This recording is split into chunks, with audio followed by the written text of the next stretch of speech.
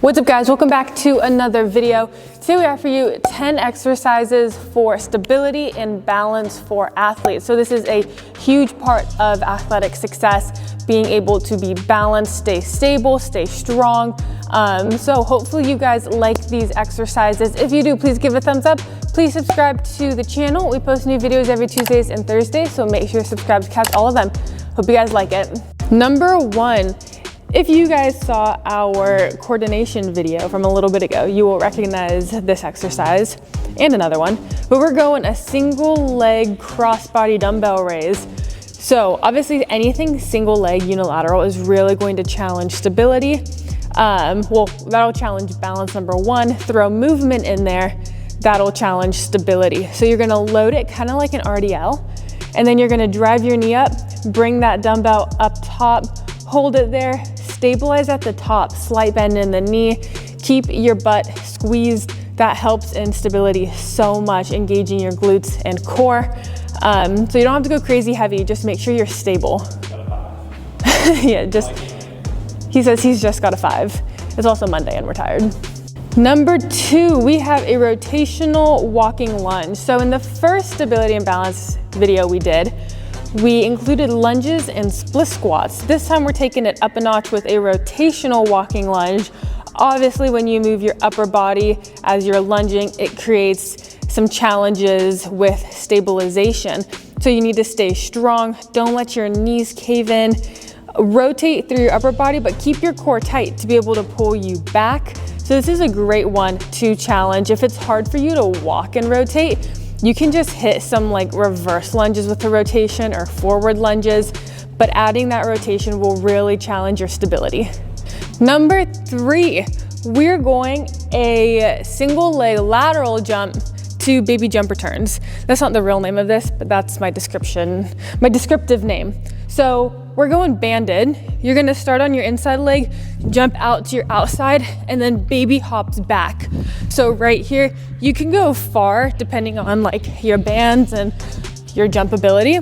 But being able to, first of all, just jump and land on one as the bands are pulling you back, that's a feat in its own, right? Not being here and immediately coming back. So I'm here, I land, and then having the stability to control the hops as you're being pulled is another big thing. So that's 2-part right there. You can always start without the band.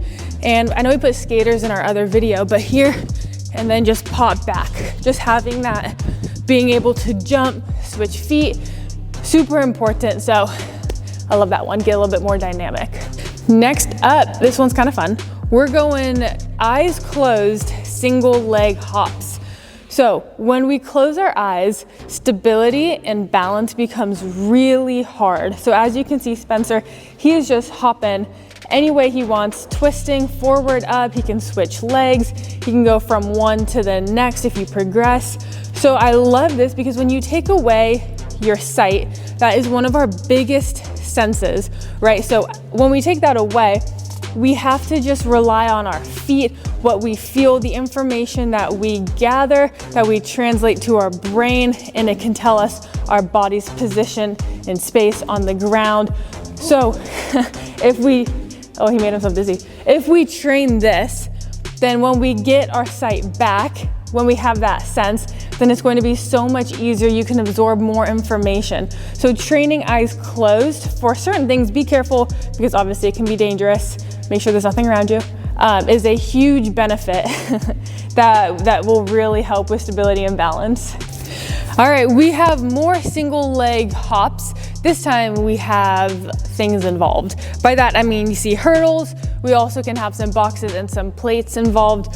So I love doing hurdles as a means of working on stability and balance, especially single leg, because now you have to jump over something. So you have to not only bring your feet up, but you have to land from it, versus if I'm just doing a regular hop, right? I can just be here. My foot still stays a little bit closer to the ground, but I have nothing like external involved in the move. But now if I'm doing single leg, right, I can go here and have to stabilize. That was really bad, Rito. No, nobody saw that. I can go here and have to, third time. I can go here and have to stabilize every single time, right? When I get good at that, I can progress to going faster and faster. Stability is still involved even when we go faster. Sometimes it can be a little bit more challenging because you throw speed in there, right? So if I'm here, I still have to be stable. I still have to jump over something. We can also adjust so we become, working more in that different planes, different directions. Having something like this where I'm up, now I'm over, now I'm up again. So that really challenges what we do based on how we adjust. And then, oh my gosh, I'm severely out of breath. You'll see clips of us doing like multi-directional plate hops and like box hops in there as well. I'll put a couple clips. I love doing that because you go from different elements, different heights, right? These are all the same height unless you get different hurdles. But when we do a box or plates and the ground, it's all different, and it's different like not textures, but what you land on is different, right? Like the box is squishier, the plate's firmer, so you need a lot of foot strength, ankle strength, and it can relay a lot of information to your brain for that mind muscle connection. So I apologize for my out of breathness, but good God. We're doing a split stance single arm cable row with a rotation. So I like split stance because it challenges stability and balance a little bit more than square. So if you're not going for pure strength, right? If you're going for pure strength, you want stability in there. But we can go split stance to challenge. The rotation, obviously, as we talked about with the rotational walking lunges, challenges stability because now we have the dissociation between upper and lower. So upper body is twisting, lower body has to stay secure and stable. So a lot of strength is needed through the core, right? We have to pull the cable as we rotate. And on the way back, we have to be in control to not let it whip us back. So this one's great. Load it up, keep your core tight. All right, we have a barbell overhead walk with, as you can see, resistance bands and different weights, plates. We got a kettlebell on one side, a weight plate on one side. So overhead walks in general are a great way to challenge stability and core.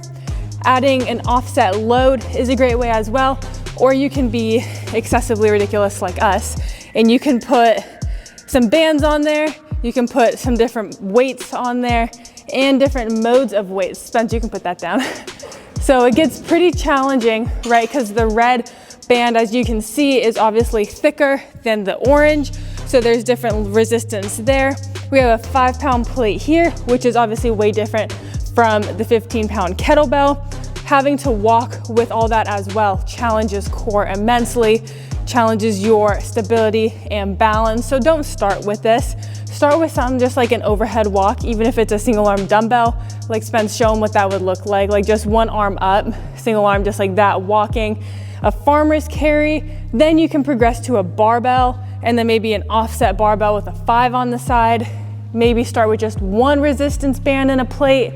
But yeah, this is a very, very challenging one for people who can do this. Another option that's a little less extreme than our barbell is going to be with a trap bar. So you would have seen this, I believe, in our core video, core training. So you're gonna have an offset trap bar, as you can see in the clip. Weight on one side, on the other side, you got a resistance band, so someone pulling it. So it's really great for core, but it's also great for stability because you're standing strong here.